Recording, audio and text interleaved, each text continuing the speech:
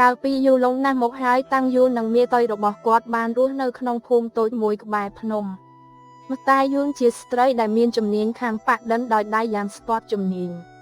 ម្តាយយូនប្រកបរបរប៉ាក់ឌិននេះដើម្បីជីវភាពរស់នៅប្រចាំថ្ងៃគាត់ខិតខំធ្វើការណាស់ក៏ព្រោះតែដើម្បីផ្គត់ផ្គង់យូនជាមួយនឹងការរៀនសូត្ររបស់គេខណៈដែលយូនបានគ្រប់អាយុដើម្បីប្រឡងចូលធ្វើមន្ត្រីនៅឯរាជធានីម្តាយយូនកេងមិនលក់បក់មិនលហើយដោយសារតែដឹងថាកូនប្រុសរបស់គាត់ត្រូវចេញទៅប្រឡងនៅឆ្ងាយពីផ្ទះដែលមានចម្ងាយរាប់ពាន់យោជន៍ថ្ងៃមួយម្តាយយូននឹកឃើញធ្វើរឿងមួយដល់យូន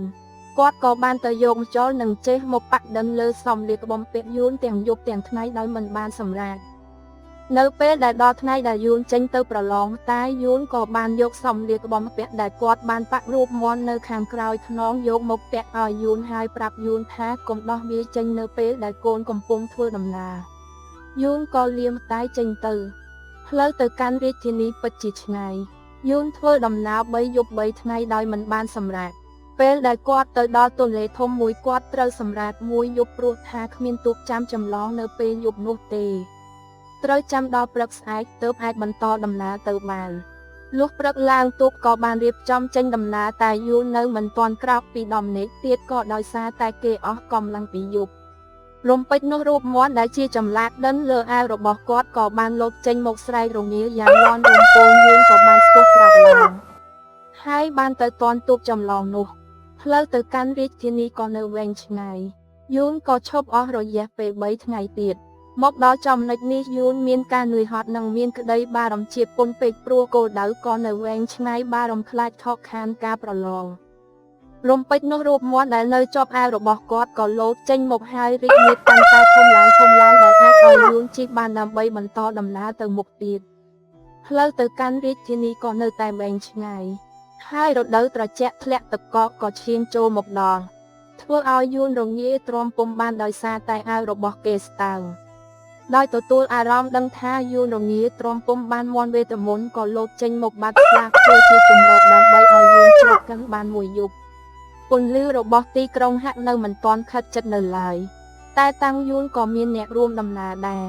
លុះដល់ព្រៃជ្រៅមានឆ្កែចចកដ៏សែនស្រែកឃ្លានមួយក្បាលបានតាមប្រមាញ់មន់វេទមន្ត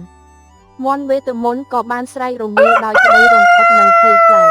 មន់វេទមន្តដែលតែងតែតាមជួយយូនកន្លងមក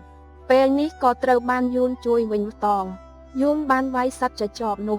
ឃើញសាច់ក្តីក្លាហានរបស់យូនមន់វេទមន្តក៏លែងខ្លាចមន់វេទមន្តបានចាប់កន្ទុយរបស់ចចកធ្វើឲ្យចចកនោះឈឺរត់ចូលព្រៃវិញបាត់ទីបំផុតយូនក៏បានមកដល់ទីក្រុងគាត់ក៏បានចូលរួមការប្រឡងហើយទទួលបានចំណាត់ថ្នាក់លេខ3ចៅវាយក្រុងក៏បានតែងតាំងយូនជាមេស្រុកបន្ទាប់ពីនោះមកយូនជាមន្ត្រីមានសមត្ថភាពធ្វើឲ្យប្រជាជនក្នុងស្រុកស្រឡាញ់ចូលចិត្តទន្ទឹមនឹងភាពជោគជ័យនេះយូនមានសាច់ក្តីនឹករលឹកដល់ម្តាយចាស់ជរាដែលរស់នៅរាប់ពាន់យោជន៍ជាពន់ពេកថ្ងៃមួយយូនមានការភ្ញាក់ផ្អើលយ៉ាងខ្លាំងដោយសារតែមន់វេទមន្តរបស់លោកមិនបាននៅជាប់នឹងអាវរបស់គាត់ទៀតទេយូនមានការងឿងឆ្ងល់យ៉ាងខ្លាំងស្រាប់តែរំពេចនោះយូនក៏បានឮសំឡេងមន់វេទមន្តរងាវនៅទីធ្លាក្រៅផ្ទះយូនក៏បានរត់ចេញមកក្រៅផ្ទះហើយឃើញម្តាយរបស់ខ្លួនកំពុងជិះលើខ្នងមន់វេទមន្តយូននិងម្តាយរបស់គេមានសាច់ក្តីសោមនស្សរីករាយជាពន់ពេកដែលពួកគេបានជួបជុំគ្នាវិញចាប់ពីពេលនោះមកពួកគាត់រស់នៅជាមួយគ្នាដោយសប្បាយរីករាយហើយម្តាយរបស់យូនក៏បន្តការប៉ាក់ឌិនរបស់គាត់ដែលមានគុណភាពខ្ពស់ហើយមានសភាពរស់រវើកដូចមានជីវិតមន់កកជាតំណាងឲ្យឆ្នាំទាំង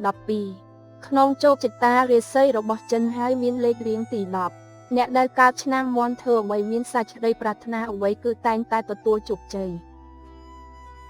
តែជៀសវាងការឈ្លោះទាស់ទែងជាមួយអ្នកដទៃ